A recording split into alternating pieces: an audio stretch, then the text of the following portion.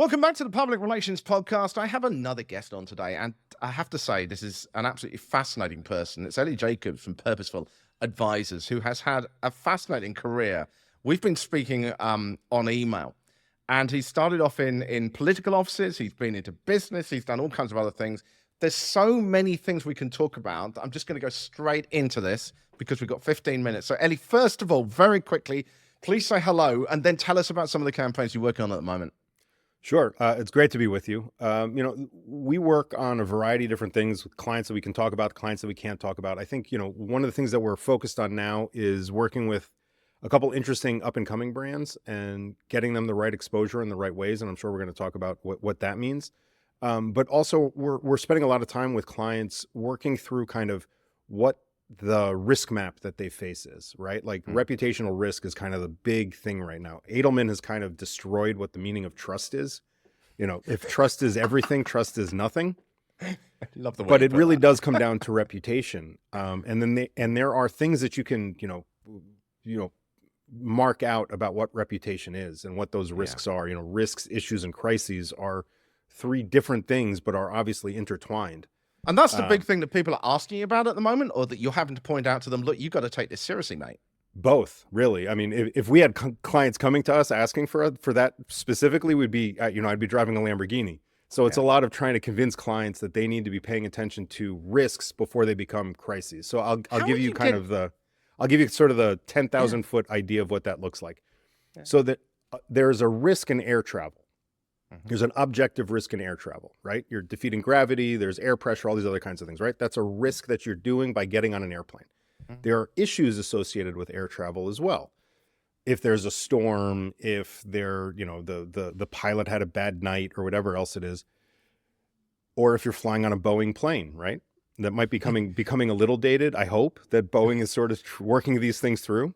Fingers crossed. That's and a then comms the question in itself. The crisis is when the door blows off. Right? So that is something that is probably predictable. That's something that horrible could happen.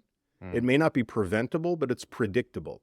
So if you start at the risk side of that kind of graduate, you can start identifying things that are risks, that are objective risks, subjective issues, and then, kind of worst case scenario crises. And you So can what start are you putting actually things in. saying to the clients on the ground, though? Because, the biggest problem with crisis comms is that no one needs crisis comms until you're in a crisis. Until they have a crisis. Yeah. No one gets credit for what do preventing you- something from not happening. We've heard lots of different sort of versions of what people try to do to explain to people. How do you approach it? You approach it by saying basically like, you can pay us a lot more money when something does go bump in the night, or we can spend some time with you now and work through from that objective, subjective, and crisis point of view of the things that you're facing inherently based on the industry that you're in, subjectively based on geopolitical situations or your direct competitors, and then start identifying what those crises could be. Again, maybe not preventable, but certainly predictable if you're creative enough. And this is where I think a lot of crisis comms people and certainly in-house people get caught up, is they're just not creative enough. They kind of get stuck in this mindset, oh, that'll never happen. Yeah. No, the thing that you don't think is going to happen is the thing that's going to happen.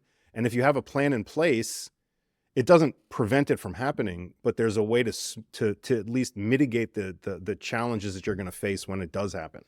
But it's also the scope of the kind of businesses that are being attacked now, isn't it? Because in the past, it was only really the kind of the top companies that were being noticed. But now with the rise of bots online in particular, automated bots on Twitter or whatever, or X or whatever it's currently called, with all that kind of thing, anyone can very easily be attacked now.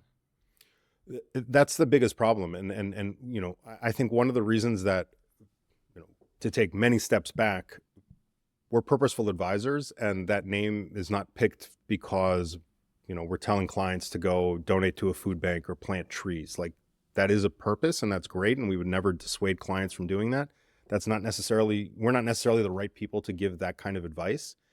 When we talk about purpose, it's about defining what your purpose is. It's going back to the why you're doing what you're doing, not the how or the what, but the why, what you're doing.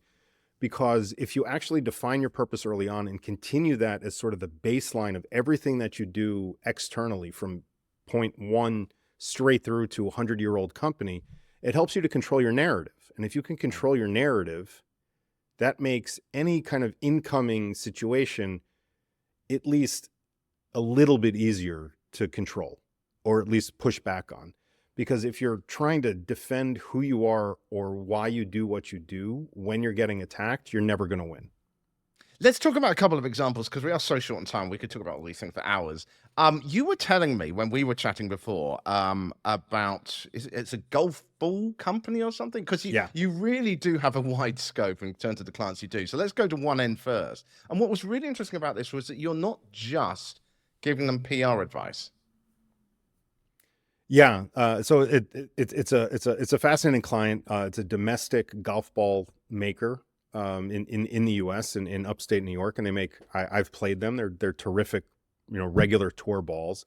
But what they've done is they've created a genius ball. Basically, they figured out how to get all the gizmos and doodads that you need to track your ball, Bluetooth, so that you don't lose it, understand the speed, the telemetry, the spin, all these other kinds of things that not only can help you in terms of the way that you're practicing, but also can gamify golf in a different way. Like, it's not just, oh, I outdrove you by 10 yards. It's my ball was going 20 miles an hour faster, or my spin was better, whatever. Like, it allows people to They potentially get loads of gamify. data now. Yeah. I mean, there's already enough betting on golf courses, but now you've even introduced Yeah. a whole nother level of betting, Yeah, but also yeah. on the training aspect of it.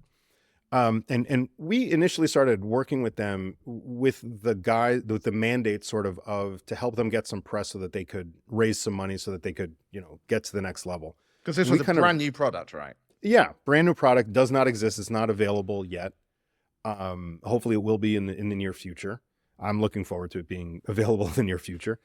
We kind of recognized early on that with the way the media works now, it's not get press to raise money. Like, it's raise money to get some press to raise some more money. So being that my business partner, Frank DeMarie, and I have kind of been doing this for a very long time and very in interesting worlds that we've kind of floated in and out of over the last, for me, 20 years, for him, closer to 30 years. We recognize that it's not just comms advice that we're giving. We can actually be giving like advice, more kind of in the vein of what a McKinsey or Bain are going to be doing, but without the spreadsheets and PowerPoints, kind of just talking to people one-on-one with real world experience, as opposed to, kind of this, ethereal, classroom idea, or what AI is telling them what to do. So that's sort of like where we try to position ourselves as our clients. We're not just your comms advisors. Like, we have a lot of business experience. We've had a lot of experience kind of in a variety of different mandates under different contexts, from horrible, global crisis situations to the most complicated M&A situations to bankruptcies, IPOs, regular CEO transitions, whatever else it is. So ordinarily, when we're working with startups, scale-ups, mid-sized companies, which is kind of where we are, the target market for us, we came around to the idea that we can be advising them in a much better way than just saying, well, you should change this comma in the press release.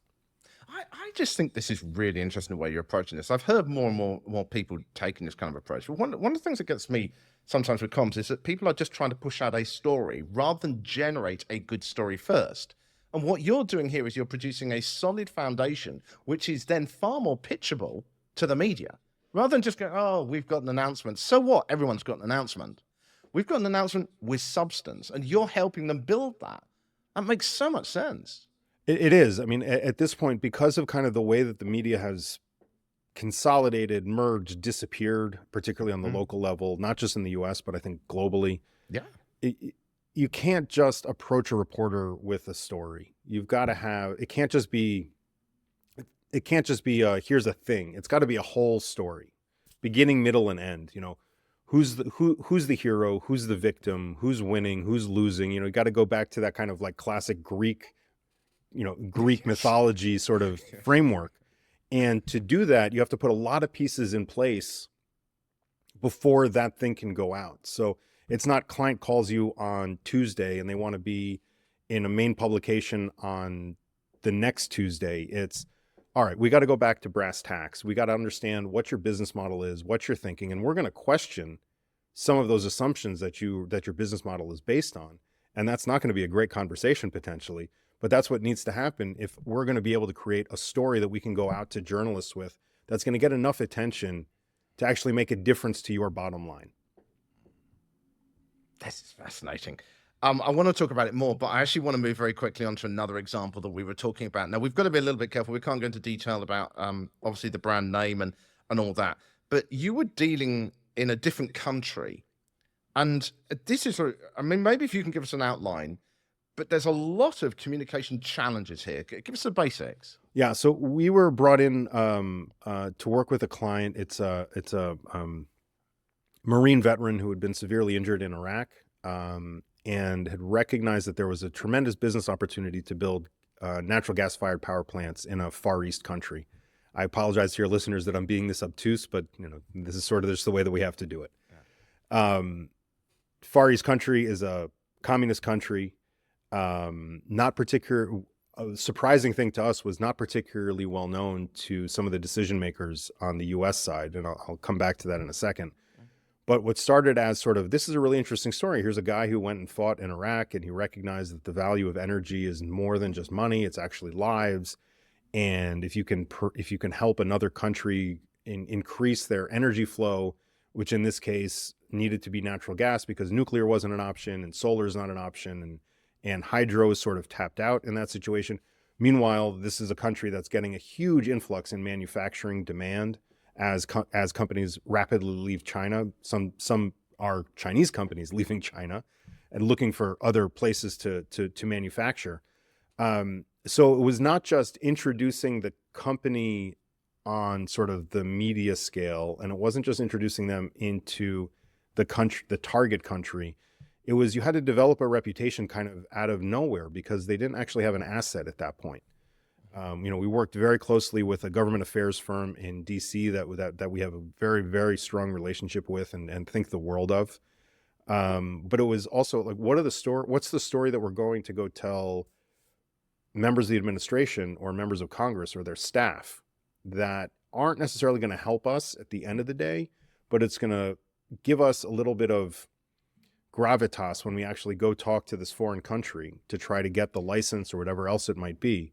So it's a lot of moving chess parts, but it's also kind of recognizing that there's an end game and there's a lot of things that have to happen. And I think one of the things that I've sort of seen over my career is that all too often, particularly in crisis situations, but I think in general, corporate communications situations, the other side isn't given enough gravity. The other side has their own decisions to make, and you have to adjust around that. Just because your plan is from A to B doesn't mean it needs to go to A and a half, A and 3/4 to B, right? But you need to be thinking about that to properly advise your client. They may not like that because it means that there's more things to get from where they are to where they want to be, but that's just the reality of how things work. Yes, yeah. I mean, the real challenge you had here was trying to influence that foreign government, and so, but like with any story, you're building the evidence steps, and part of that was getting US support to add weight to that argument, right? But how did you approach, because presumably well, obviously you don't come from that other country, so how did you approach understanding what they would need to hear in order to kind of get this over? So a lot of that was coming from the client themselves and their advisors in that foreign country. Some of it was coming from folks that we talk to who have knowledge of that foreign country or kind of knowledge of how those countries work. And it was sort of, you're going from zero, you're trying to get to 0 to 100 very, very quickly to get that, to get the license that you need to build the gas-fired power plant or whatever other infrastructure that they might be going after, which the mandate expanded into other infrastructure projects. But it was kind of a dual path of, all right, let's get attention paid on the US government side so that there's some folks that might be able to write a letter or demonstrate support or whatever else it might be, while at the same time go at the media and try to find opportunities for a profile or a quote here or there. So very complicated. Elie, listen, we've got to cover this in more detail, so you must come back. Just very quickly, if people want to get hold of you, how can they do that? Go to our website, purposefuladvoscardavidvictor.com.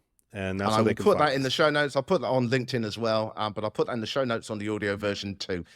Thank you so much for joining us. We are going to speak again very soon, Elie. I look forward to it. Thank you very much. Looking forward to it too.